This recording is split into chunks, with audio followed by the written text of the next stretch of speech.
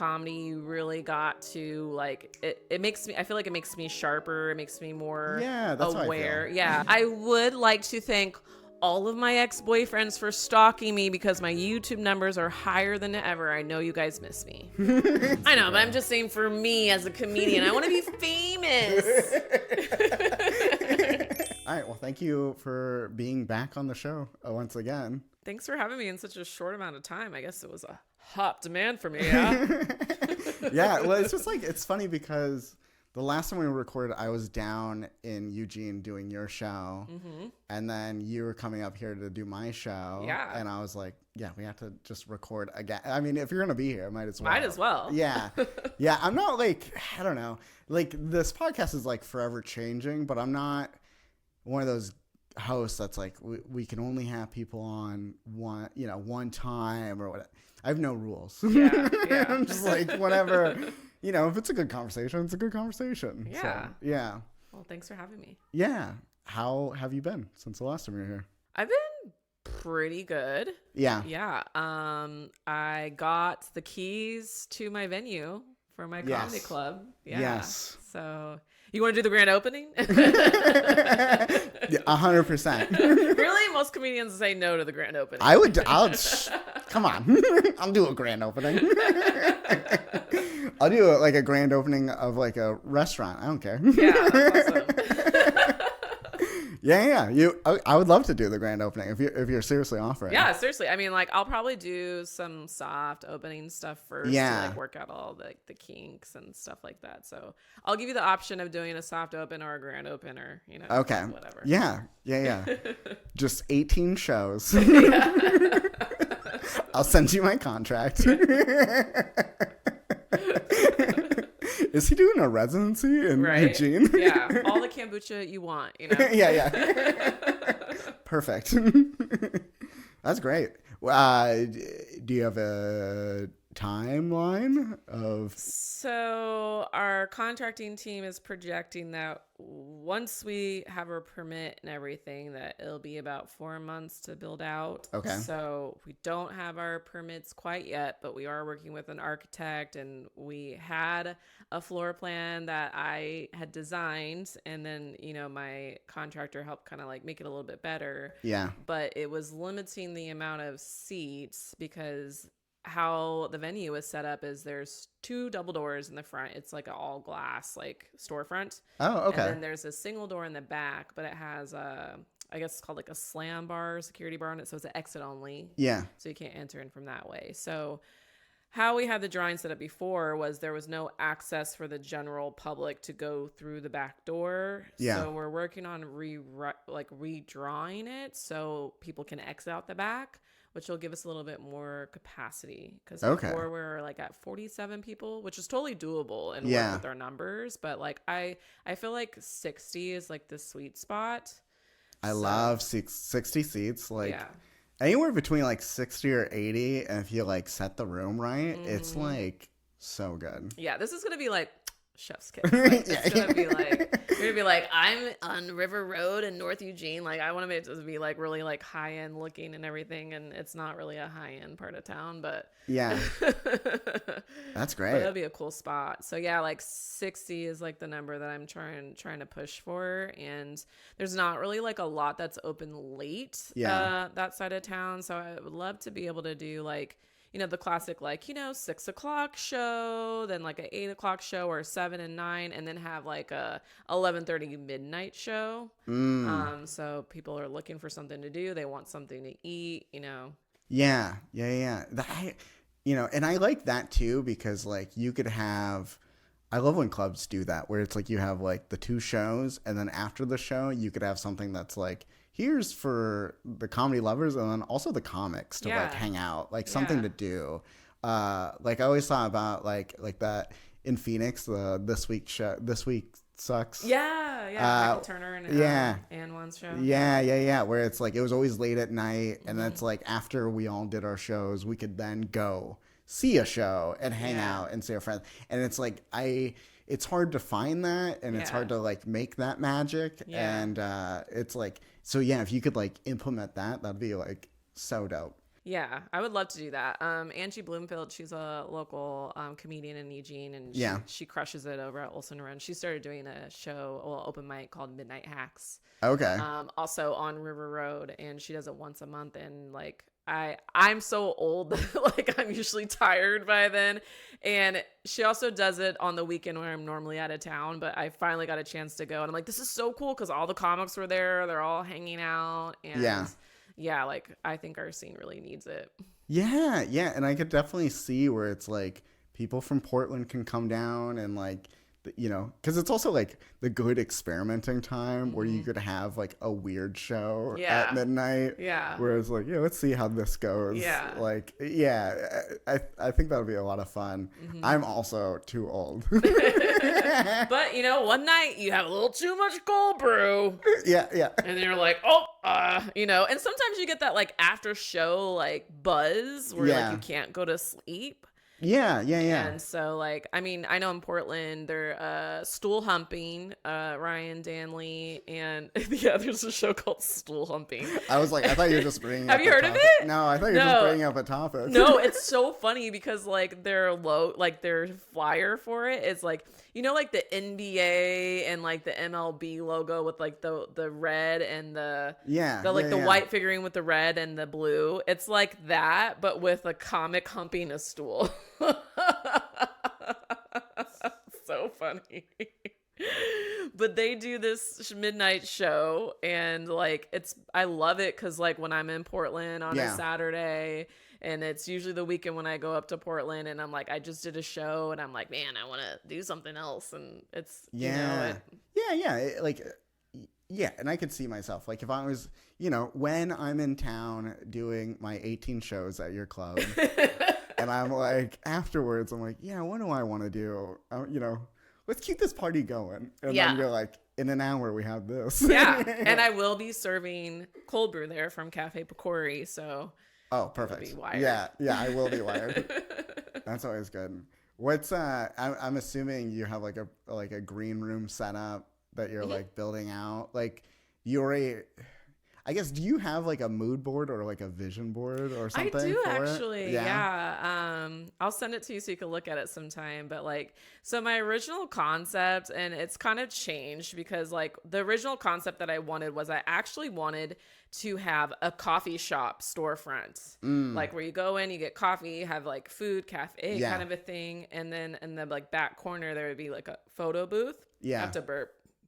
Ugh, excuse me, that cold brew is really giving me the indigestion. But you can keep that in or you can edit it out. I don't care.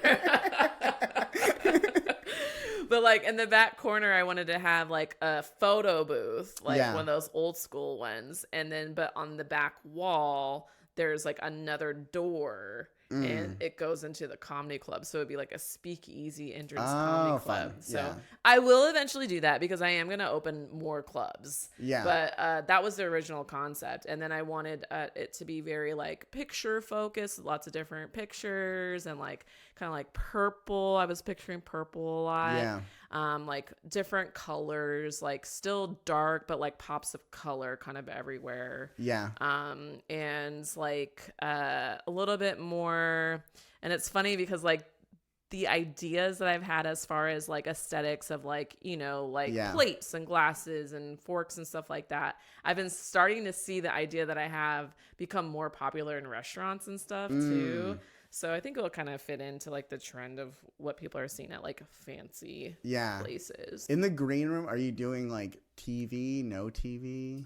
I think I will do a TV, maybe a live feed. Live feed. But I want it to be kind of set up to feel like a living room. I like that. Yeah. I think because like, not to get too deep in the weeds, but like green rooms are so important. And it's like a nice space to be. And it's like often they have the room. And then sometimes places you go perform, it's like, and they threw an old couch in there. Yeah. Like, where did this couch come from? And that's like it. And it's like, there's like nothing on the walls. There's like a cockroach coming out from You're like, no. So like the concept of the club, I want it to feel like the club itself, like you're in a living room, like you're almost like at your house. Like I kind of want to, like, I want to have like a fireplace insert somewhere. Yeah. And I want to do like wainscoting and like cool pictures and sconces and things like that. And so I would like the green room to almost feel like a den. Yeah. And have like a little cool like bar set up back there, and like, you know, like the guys smoking cigars, like that kind of feeling. Yeah, maybe a typewriter, a desk lamp. Yeah, okay, like kind of like a library type of feel. Maybe have some comedy books on the walls, like it's a study for the comedians. And I want it to be very visually pleasing because I want to film my podcast in there. Oh, okay. And also have the space available for other comedians to do some podcasting. Yeah. And you know my podcast, you've been on it, right? The Life Coaching Comedians. Yeah, I was on it. So, I had a great time. Yeah. And honestly, I know you put it on a hiatus, but it's like one of my favorite podcasts, and I've gone back and listened many times to like episodes. Not only like episodes of people that I know, but just in general. It's a very like soothing podcast. Yeah. But funny. It's like dry humor. And like I play a life coach. So the study aspect of the room would really work well with it. And I really think it's a podcast that could really take off, especially like within for sure. It's, you know, like all the comedians want to be on it. And so I haven't given up on it yet. It's just like I don't have like the right conditions, and like, you know how I am. It's like I'm always trying to make it better. Yeah. And I mean, look at this podcast. I put this on high until I was like, I gotta build a studio. Yeah. Yeah. You know, you want to keep perfecting it. And like, honestly, my favorite sessions of life coaching comedians were the in-person ones. And so I feel like once I have my club, you know, it's easier. You have someone coming in from out of town, you get them on the pod, you do it during, like we're doing now. You do the pod during the day, and then you go do the show. And we got a kitchen, and, you know, maybe I'll do a Murphy bed in there. So if they want to take a nap, they can take a nap. Yeah. You know? Yeah. No, I think that's so smart. And it is like a good idea. Like, especially if you could, I was talking literally yesterday about this, is like, you know what podcast studios are doing wrong? What? This is what they're doing wrong, is they're going crazy with the equipment, because often they're like techie, right? That's why they got into it. They love the tech side of it. So they go crazy with the equipment. They overdo it with the equipment. Don't always do great with like the design setup, right? But the real issue that I have with podcast studios is that so many of them do like a monthly fee that is so high for like a comic to like dabble in. They'll never do it. I think a really successful studio would do the gym membership. Oh yeah. Where you do $19 a month. Yeah. And you Pick get your slot. You get so many slots. Yeah. You get 4 hours a month. And for, you know, and then you figure out, and then you're going to get all those people that are like, well, I want to try it. And this is a safe space. And then of course you could be like, oh, and you can use our editor, and you could have, you know, this and that. Like you could kind of like tie other things in. But I just think like people don't realize that like these monthly fees are just so scary. And then it's like, yeah, what if your guest falls through and you're like, I paid that fee? Yeah. Man, that's a lot. So I think like if you were using your green room and then just opened it to people and you had the setup and you worked some kind of deal, I'm like, that'd be so killer. Yeah. I mean, I know that there are people that are always looking for spaces. And so if you have like the aesthetic, I think a lot of people will come. One of my dreams has been to build an actual like just place just to be creative, like a co-working space, but like for creators. Yeah. Like, did you ever get a chance to visit that place in Arizona? It was like this selfie studio where it's like this big building with all these different setups to take like people take selfie pictures. No. I saw photos of it and stuff. Yeah, I remember that place. Yeah, but I wanted to do something like that, but it's just like there's like multiple studios with different feels, and then like maybe once a month you swap them all out, you know, or whatever. Yeah, I love that. I think there just needs to be more like spaces for people to be creative. Like I think like the film community will often have that, where it's like some kind of like bigger studio in the area and they rent out all their little rooms that they have built out that they use.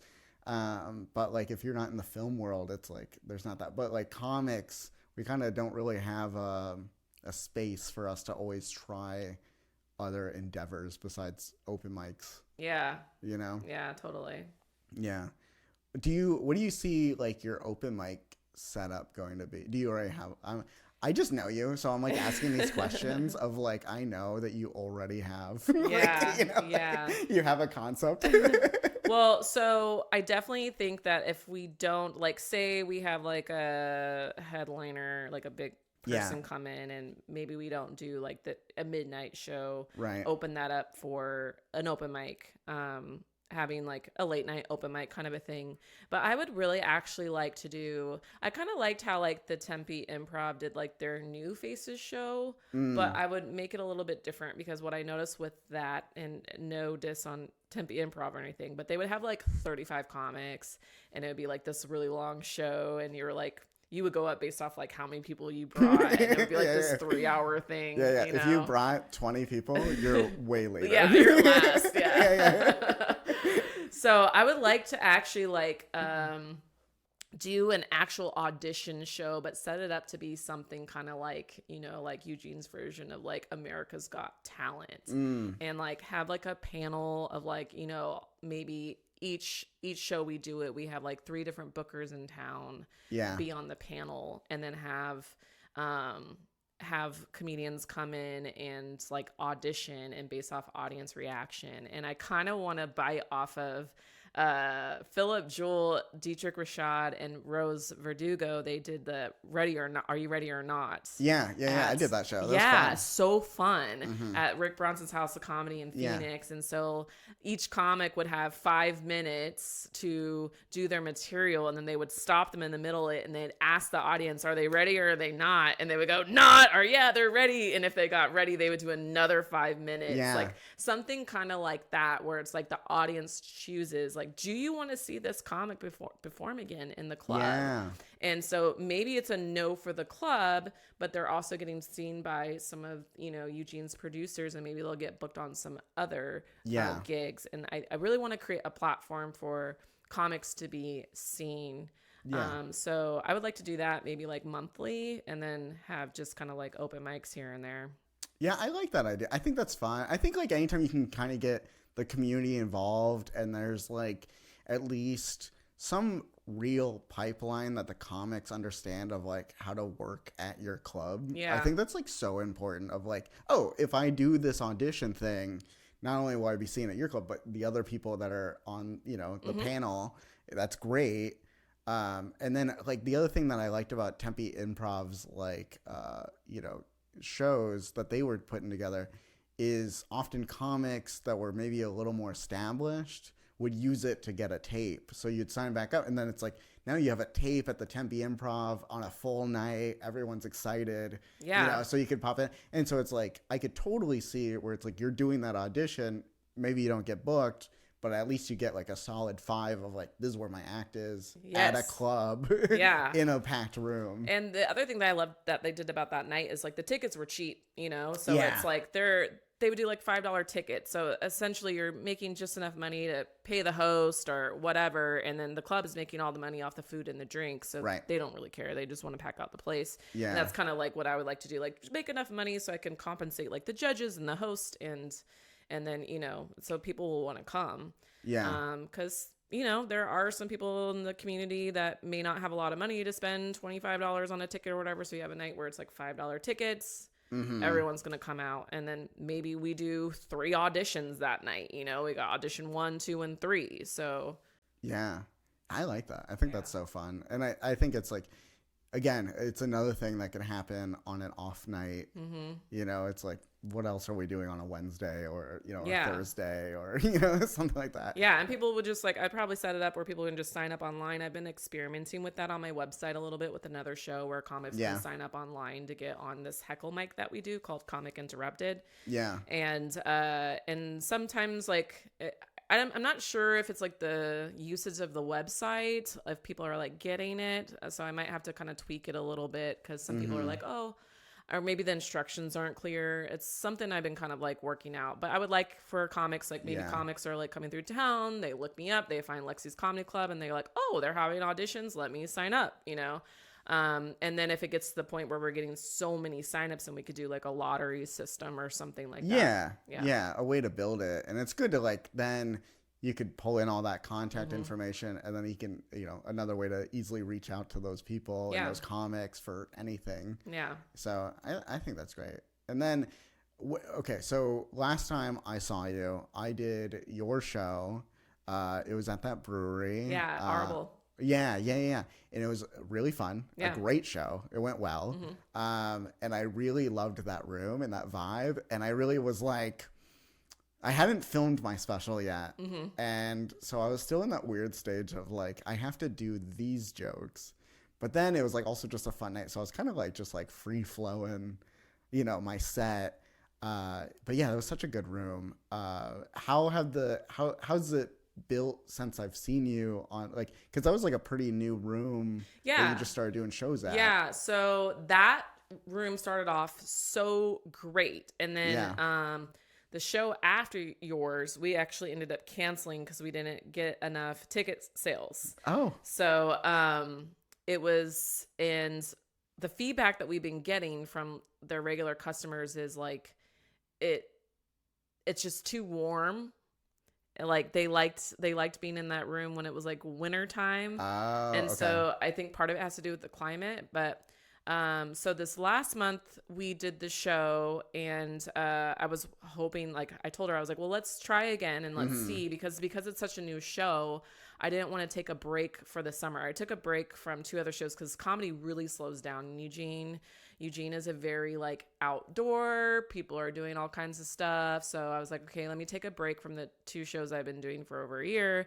And these newer shows, let me try to keep them going, keep them consistent. So I'm like, let's try again. Yeah. And, you know, I really pushed, did a little bit more marketing, and like the day before the show, we had gotten like a decent amount of tickets. I'm like, my rule for when I have just ticket deals is like, if I have enough to pay the comics by the morning of the show is a go.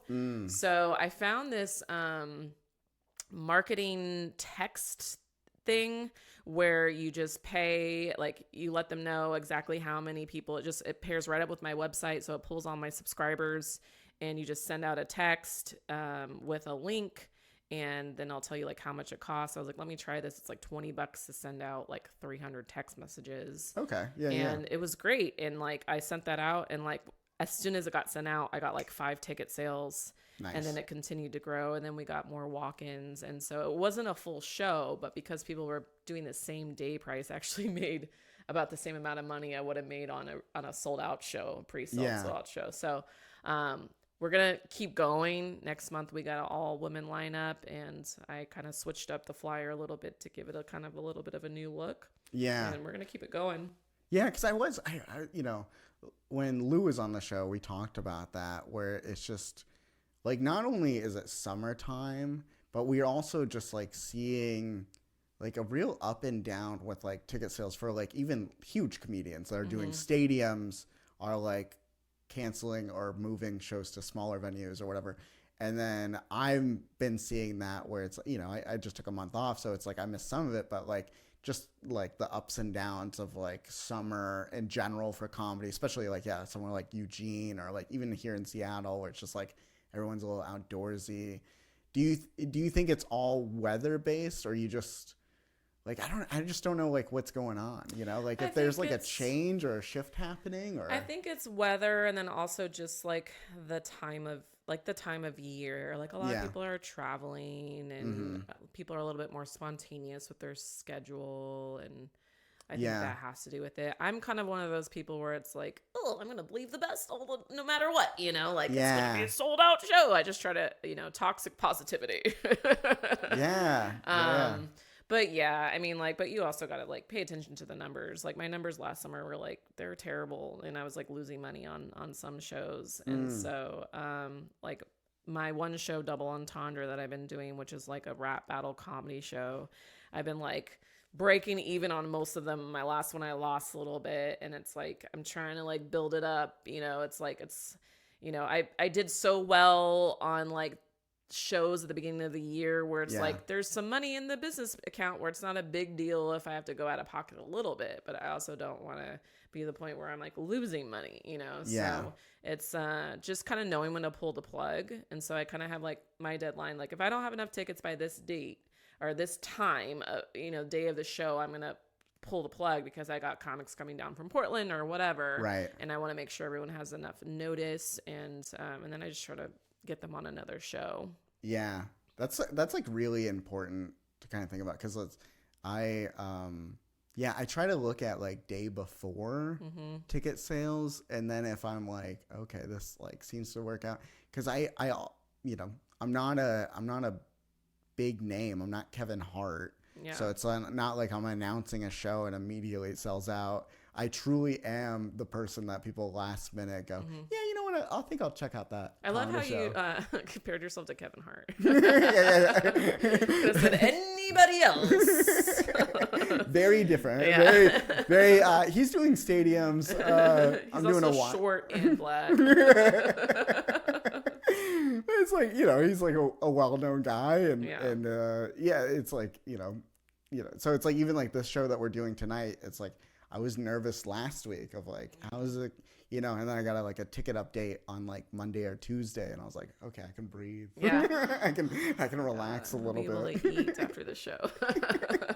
And then it's like, I don't even, I'm not even sure if there is like tickets left for tonight, but it's like, I don't know.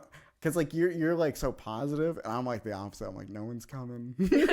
I've sold, even if I've sold tickets. I mean, I'm not saying I don't think that in my head. I mean, like, it's like sometimes, like, especially after you have a flop, then it's so hard to mentally recover from that. You're like, oh God, isn't anyone gonna come? Yeah. Cause I'll even like, even today, right? So it's like, I know ticket sales are good. And then there's still part of me that's like, yeah, but they're not going to come. Yeah. They just bought a ticket, but they're not coming. Yeah, that happens too. There are people that buy tickets and then don't come. Like, no word or anything. Like every once in a while, I'll get someone like I have like a, all ticket sales final policy on my tickets, but there are sometimes people that will reach out and maybe they bought an extra ticket or whatever. And then like, I try to like, I tell them like, well, there's no refunds, but I give them like a discount code so they can just come to another show. Yeah. And so far nobody has used one yet, but like I try to be fair. I don't want people to give me a bad review because I didn't give them a refund. But yeah, it literally says on the ticket all sales final because you're dealing with performers that are counting on the money, and like especially if you're working with a venue where you're not getting a guarantee or something that you want to make sure your people are getting paid. Yeah, and luckily like that is the plus side of like comedy shows where it's like often our tickets aren't usually, they're not $1 million. So it's like, because I get that where it's like I'm traveling and we'll sell 10 more tickets than people that are there or whatever. And it's like, clearly they didn't need that $15 and they're like, whatever. Yeah. Sounds like, sure. But it is like, everyone's, and then on the venues where it's like if the venue's involved with those ticket sales, it's like they're a small business. They're like, we need every dollar. Yeah. I mean, I do table reservation tickets at some of my venues, and like, so this, you did Gratitude Brewing before. It was last that was a year. good one. Yeah. So like I started reserving like the large picnic tables, and I charge like $100 for it because it can sit 8 to 10 people. Okay. And I've had people reserve a large picnic table for 4 people. And like, I'm like kind of pissed because I'm like, I want more people in the room. Like, you guys want to share your table with these other people that want to buy tickets? Yeah. I'll give you $20. Yeah. Is that room, it's so large. The acoustics aren't the greatest. And so especially when we record shows there, it's like the laughter kind of gets like lost in like the big space. Yeah. Cause it's like, it's got one of those things of like, it's a bigger space in front, and then you have like, not really a doorway, but like, like an opening, and then like the other side where like the bar is. Yeah. And it's like, there's so many venues that are like that. But it's like, it's easy to kind of like, well, if you're sitting at the bar, you're not hearing how hard that's hitting up front. So there's a little bit of disconnect. But that was I had a great time. When you were there, we had the garage door open, but since then we've been keeping it completely closed and separated. Oh, so you're separating. Yeah, which is great. Okay. Because we can like have, people that just want to go and drink and eat. Yeah. Be over there. That's important. Yeah. But even with the door closed, I think it's just because of like the depth of the room where like all the actual, I don't know what they're called, but where they're making the beer and stuff. Yeah. Like sometimes like when you're on stage, you can hear the laughter, but there's been so many recordings I've done there where it's like really hard to hear the laughs. And like, yeah, it's like, I don't know. That's why I've been kind of thinking about, I was asking about your mics, because I'm like, maybe I could start like miking the audience to get better video there. Yeah. Not a bad idea for sure. Yeah, that's a fun room. Yeah. That's like one thing I was telling you earlier is like, I'm just jealous of like what you're like building. I'm like, so I'm jealous of you. What do you mean? I'm just like, you're like, you know, you're building these like good shows and having these spaces and having a good email list and having a good, you know, where it's like you're building this like community that can come back to shows. And I'm trying to do that, but it's so sparse because it's like all over the country. And so I'm like, yeah, next time I'm in Medford, Oregon, you know, it's like, who knows? How many followers are you at now on Instagram? I don't know. You're over 20,000, right? No, I'm not over there. But yeah, you are. No, I can't be. Yeah, you gotta be. I feel like you're over 20,000. I'm like, I've been trying to get to like 3K for like the last 2 years. But like, that doesn't mean anything. I mean, it doesn't, but it does. Like, you know, venues, some or comedy clubs look at it. Sure, comedy clubs will look at followers, but like it doesn't mean, you know, I could have 200,000 doesn't mean they'll come to a show. Yeah, that's true. You know, so it's like, yeah. Like I think what you're doing is like more important than having a number on Instagram. I know, but I'm just saying for me as a comedian, I want to be famous.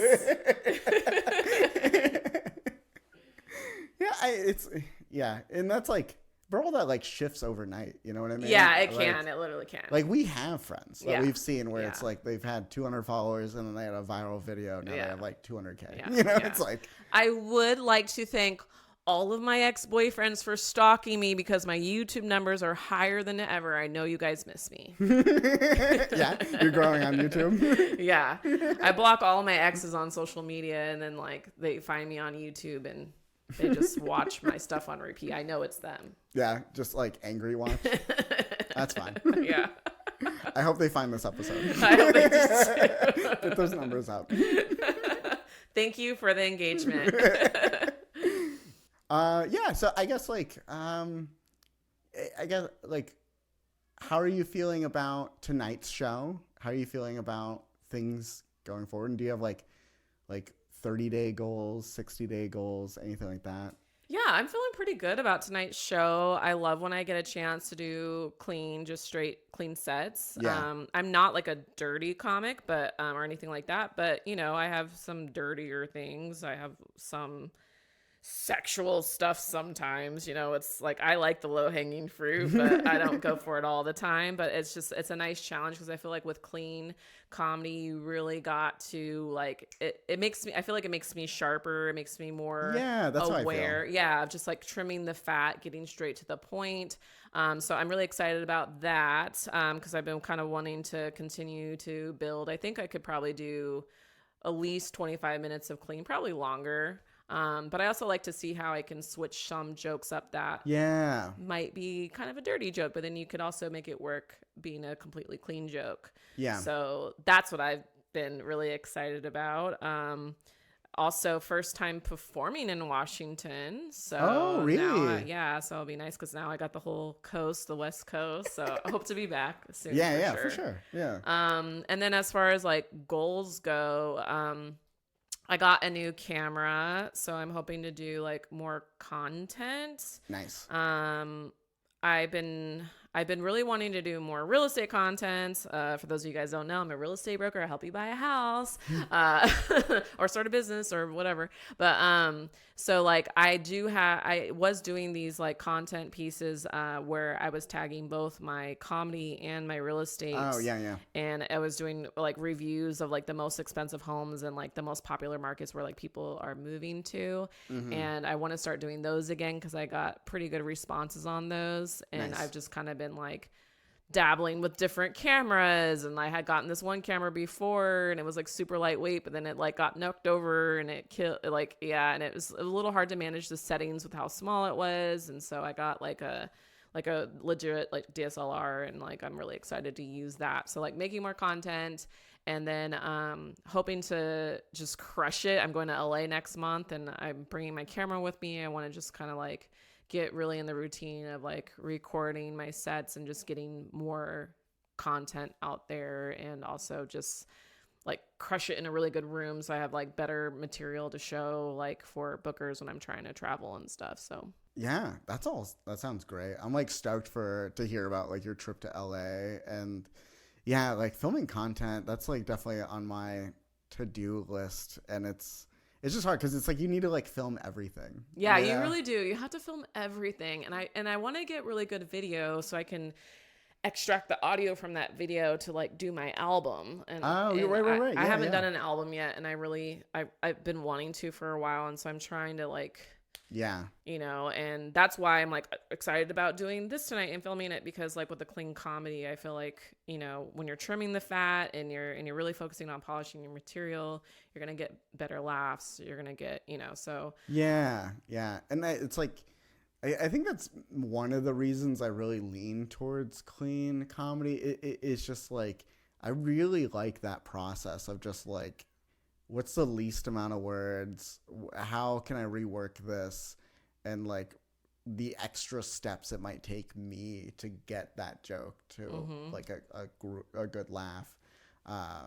Yeah, just like the project of it, I guess. Yeah. A lot of comedians are scared to do clean. And I remember being that comedian, like, oh, I'm scared. I'm going to like screw up, or I'm going to say something that I'm not supposed to say. And, you know, or you're going to say something and get in trouble for it. And once I did it a couple times, I think I started working clean in Arizona. Yeah. Once I did it a couple times, I'm like, wow, that was actually like really great. And I felt really funny after I did it. And so like, if I have the opportunity to do it, I'll do it. And I think it just makes you a better comic. And so I would encourage all comedians to try working clean and you know, save the blue stuff for the comedy club. Because if you're performing anywhere but in a comedy club, honestly, I think you should be working clean, you know, because like if you're at a brewery or a restaurant or whatever, you never know who's going to be there. And then there's a kid there and you're like, oh God, all I prepared was dick jokes. Like, what I'm going to say now, you know? So I think it's important to be able to adapt.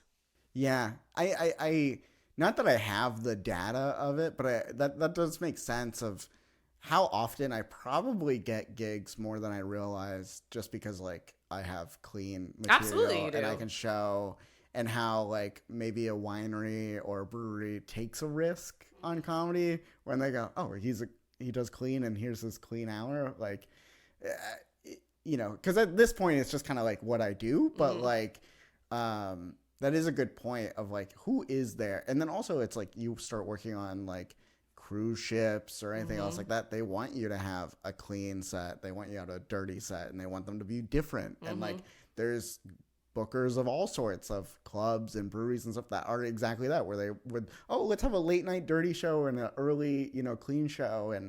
And for me, I'm like, yeah, all right. You know, I can just hop in and do it. But if you're not working those skills, it's like you're missing just all of that. You're probably not even knowing that all that's happening in the, you know, it's interesting. I have the problem now where it's like I get asked and then I'm like, okay, I got to figure out a dirty set. What's a dirty set? What can I add to that? And then I'll let you in a secret. I got booked on something that was that, where it was a clean and then a dirty, and I just did different sets, and they were both clean. No one said it. I'm honestly not surprised. No one said I don't think I've ever heard you do a dirty joke. It's just not who you are. So I was like, I just did the late set. You know? And I think I was maybe I'll do this. Maybe I'll do all my Reiki jokes. Like, I just remember like starting my dirty set with like, it's a late show, who knows what's gonna happen, you know, like saying stuff like that, and then just doing stories. It's like you doing your clean set, and every once in a while you just drop a curse word, like. Probably. That's probably what it was. That's why like I'm a little more loose. Yeah. Like, you know, it's a good show, but yeah, that's hilarious. Yeah, because I like it when that happens, where like people come up to me afterwards and they go, oh, I didn't realize you, like, they like not until I say something, they realize that I'm a clean comic. They're like, oh, it's just, they're not thinking that. They're just thinking like, oh, good stories or whatever. Yeah. But yeah, it's like, that's like a huge compliment to me, you know? Yeah. And I think like a good rule of thumb too, when you're working clean is like, if you're questioning yourself, like, can I say that? Don't say it. Yeah. How many times I've been at gigs and people have been like, hey, Zach, what do you think of this idea? And then they start explaining. I go, I won't. But they're just like, you know, maybe I lean into it a little. You know, I'm like, nah, you can't. Oh my God. So I did this show it was like for our nonprofit for Lexi's Playground. It was like to raise some money. And so there was like some kids that were there. And this comedian was like, can I say penis? And I was like, I don't see anything wrong with saying penis, you know? Right. And he did this joke where he was just referencing like a penis, and it wasn't sexual or anything like that. And there was this guy and he was like, hey, there's kids here, and they're all boys. Yeah. And everyone was like, and he was like, okay, that's fair. All the comedians are like dying laughing. It's like, yeah, it's like so important to like, you gotta read the room. And like, because also clean, it's like, that could mean so many things. Yeah. And, you know, you work with these bookers of like, how clean, what is clean, and what's, you know, and then again, it's like, yeah, families are there, but then you're watching what the family is saying around each other. And you're like, there's just so much to that conversation where it's, you know, it's funny. The outline of that all, and it's like, yeah, but at the same time it's like, yeah, we're all people. You know, like we're all humans. Like, you know, there is a certain way we talk, and like you know, things you can say on TV, you know, that are like referencing stuff. But like for a comic that doesn't traditionally work clean, like it's like if you have like a clean set, let's say you have a 5-minute clean set, you got booked to do 10 minutes, you show up, there's a bunch of kids there. If you have that clean set in your back pocket, at least you have something that you can do now. Yeah. You know? Yeah. And maybe you just do 5 minutes instead. There was a show that I did where it was like... a comic that's accepting doing 5 minutes instead. I don't know what to do now, so later. Instead of trying to spread it out. Spread it out. Do it really slow. I'm just going to drink this water for now. Yeah, right. But I did this show and there was like, there were girls there in the front and I was like, man, dude, I was like doing like I have this whole bit about like sodomy, like, and I'm like, I can't do these jokes now. And like the family like was a friend of a friend, and they're like, no, please just do. Otherwise, if they wouldn't have did that, I would have been like struggling. But I'm like, are you sure? And it wasn't like super dirty, but it was like, you know, it's you know, it had there were anal sex jokes. Yeah. And I'm like, all right. And they were like so into their phones, and the family afterwards were like, oh my God, you were so good. He like tipped me like $20. Oh, nice. Yeah. But that was like the only situation where like there was kids present and I still did my dirty material. Right. Other than that, like I'm always trying to like adapt because I just think it's the right thing to do. Yeah. And it's just like, you know, as a comic, it's like, just have all the skills available. Yeah. Just like learn all the different, so then you're like, I can walk into any room and I can just do that room, you know? Yeah. And like, that's like, I feel like that's what I've been working on for the last year, is just being like working on the hour and stuff, is like, I wanted to make sure the hour worked in front of any type of audience. So I was saying yes to all these different gigs, just being like, yeah, is this exact hour, word for word, going to work here and over here with this age and in this age? And it did change, you know, it changed as I was doing that. And honestly, it's not like that they didn't get the material ever, or I never felt, it was more of just like the audiences made me make it tighter, you know, and make it better. Yeah. I never walked away with like, oh, they, you know, they're older, they just don't get it. You know, like, yeah, that's such a cop out. Yeah. It's like, I have noticed though, like my pop culture reference jokes, like whenever I talk about celebrities and stuff like that, like in Eugene, it doesn't hit as well. Yeah. But like when I go up to Portland, like they do so well there. That's funny. You know, like they still hit, just not as hard. Yeah. And that's like the other thing too, where it's like you could have a joke that hits fine, and then somewhere else it like kills, and then it hits fine, and it's like, that's what I always love too, is like watching how they feel about each joke and how they're like sometimes in it, sometimes not, or and it's but like overall it's like, I like that I can do my stories, and people of all ages are like, all right. Your stories are so good. Oh, thank you. Yeah, they're great. Yeah. I love the mental breakdown one at the coffee shop. Just all of them? Yeah. Because you go like on this rant. And at one point you're like, is he okay? Follow up, he's not. Yeah. Thank you for saying that. I appreciate it. I'm actually thinking of doing that joke tonight.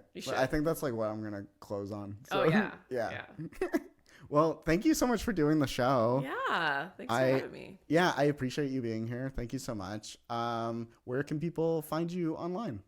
You guys can find me on Instagram at Lex Tells Jokes. And if you want to come to Eugene and check out the comedy club stuff, it's Lexi's Comedy Club. Lexi, Lexys, comedyclub.com, and all the cool stuff is there. Zach's going to be at the grand opening, apparently. Yeah, I'll be there 18 weeks in a row. I'm moving into the green room. Yeah, Murphy bed, says Zach's on it. Murphy, who's he? Get him out. Zach's here. Zach's bed.